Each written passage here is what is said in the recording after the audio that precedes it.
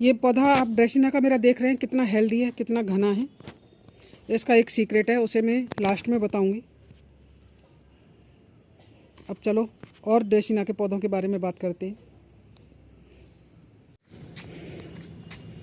ये हैं ड्रेसिना के प्लांट जो कि बहुत ही खूबसूरत होते हैं, देखने में बहुत सुंदर लगते हैं। कई कलर में, कई वैरायटी में आते हैं। ये मेरे पास भी कई वैरायटी हैं इसकी, देखने में बहुत ही सुंदर होते हैं। इन्हें आउटडोर इंडोर कहीं भी रख सकते हैं।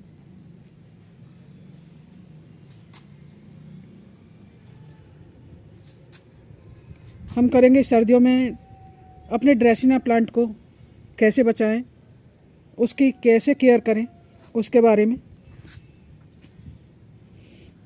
उसको घना कैसे करें, उसको प्रोपोगेशन उसका कैसे करें, इस सब के बारे में मैं आज आपको इस वीडियो में बताऊंगी।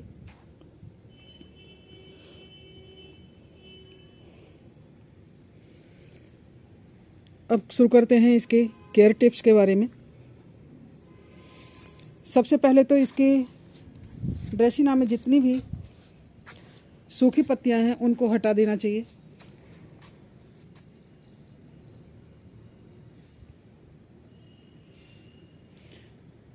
मैं इसकी पहले सूखी पत्तियां हटा देती हूँ, उसके बाद फिर दिखाऊंगी। जितनी भी नीचे की जितनी पत्तियां होती हैं जो मिट्टी से लगी होती हैं उन सबको हटा दें, उनसे फंगस पैदा होती है। सर्दियों में नीचे जब पत्तियां ज़्यादा मिट्टी में की तरफ होती हैं तो उन्हें धूप नहीं लग पाती।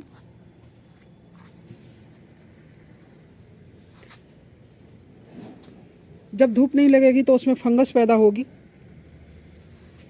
तो इसलिए सबसे पहले तो उसकी पत्तियां हटाएं। जितनी भी नीचे हैं सबको हटा दें।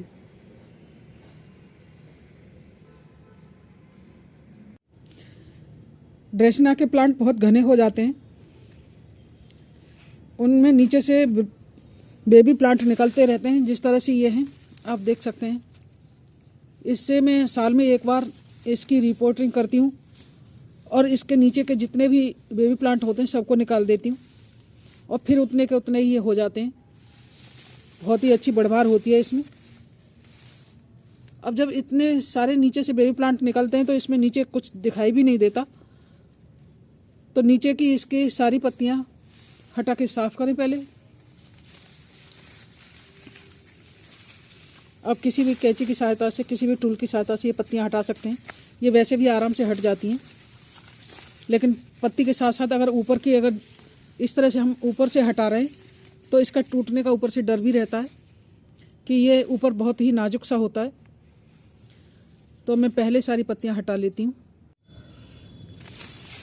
मैंने अपने ड्रेसिना के सभी पौधों को साफ कर दिया है। जितनी भी सूखी पत्तियां थी सब हटा दी हैं। और जैसे ये नीचे से बहुत घना और वो दिख रहा था पत्तियों की वजह से, अब एकदम से साफ दिख रहा है। मुझे अभी इसके बेबी प्लांट नहीं हटाने, तो मैंने अभी हटाए नहीं है। अब करते हैं इसकी गुड़ाई की बात, क्योंकि गुड़ाई करना बहुत ज़रूरी है। जब ज़्यादा ही घना होता है तो उसको ऐसा टूल लें जिससे कि आराम से उससे खुदाई हो सके। मैं इसको चम्मच की सहायता से, चम्मच की जो डाढ़ी होती है ना, उसकी सहायता से इसकी खुदाई करूँगी, जिससे कि पौधे की जड़ों में अच्छे से हवा जाती रहे।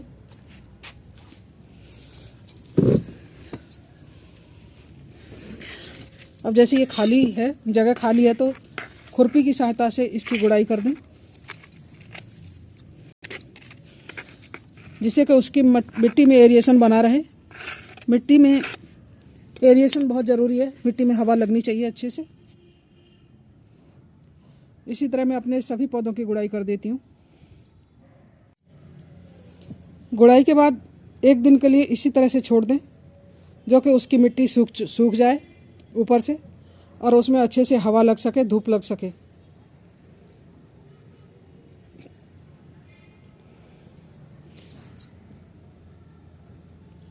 और जब तक मिट्टी अच्छे से सूखे नहीं, उसमें कोई भी खाद न दें, जब तक मैं बताती हूँ कि इसकी प्रोपोगेशन कैसे हो सकती है।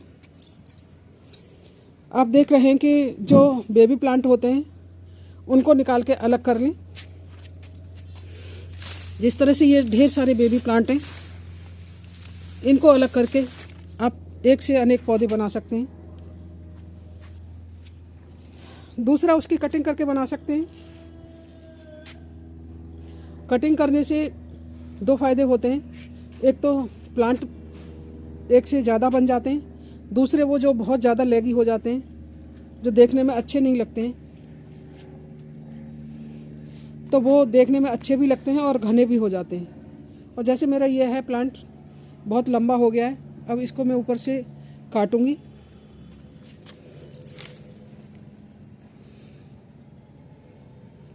और ऊपर से यहाँ से इसको काट के अलग करूँगी, जिससे कि और दूसरा पौधा भी बन सकेगा और इस तरह से घना भी हो सकेगा। जैसे ये है मेरा पौधा, ये हरी पत्ती वाला है।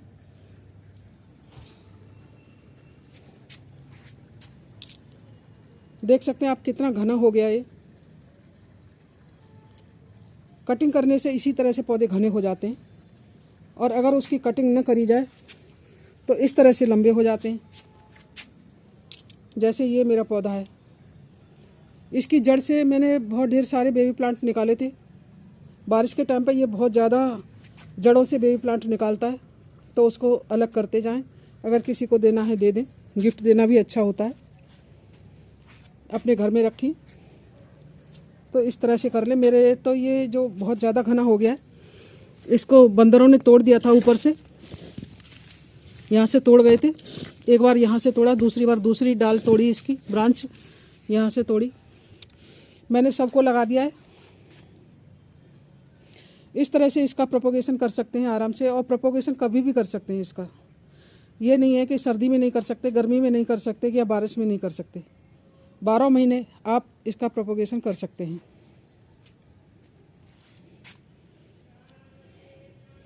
बहुत आराम से होता है, बहुत जल्दी। इसकी जड़ें बहुत जल्दी फूट जाती हैं। मिट्टी में लगा लो, बालू में लगा लो, या पानी में लगा दो, किसी में भी लगा दो।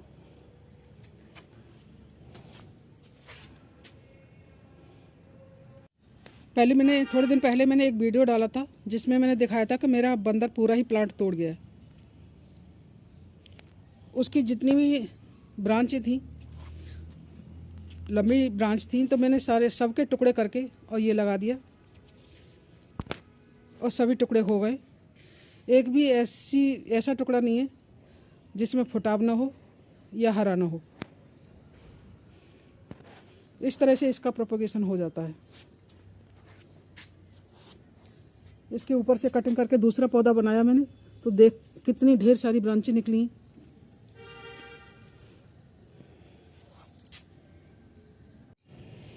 अब सर्दियों में इसके पानी की बात करें तो इसको कम से कम पानी दें।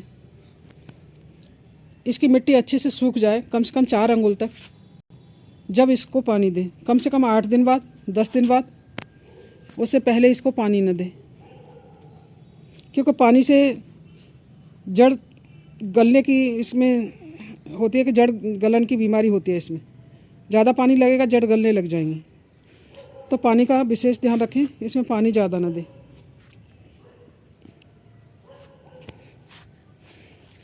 सर्दियों में इसे पेड़ की छांव में रखें, जो इस पर डायरेक्ट ओस न पड़े। डायरेक्ट ओस पड़ने से भी ये प्लांट खराब हो जाता है। या तो बड़े पेड़ हों, उनके नीचे रखें, जो ये सर्दी से बच सकें। और आउटडोर या इंडोर कहीं भी रख सकते हैं इसको। इंडोर रखें तो ऐसी जगह पर रखें जहाँ पर खिड़की हो और डायरेक्ट सुबह की धूप आती हो। ऐसी जगह पर इसको रखें जो कि पौधे को गर्मी मिलती रहे।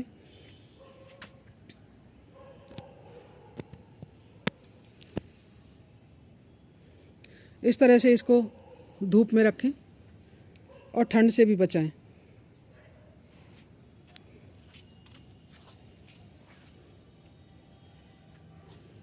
इस तरह से ये मेरे हैं ड्रेसिना के प्लांट। इसकी सर्दियों में कैसे रख रखाव करें वो बताया मैंने।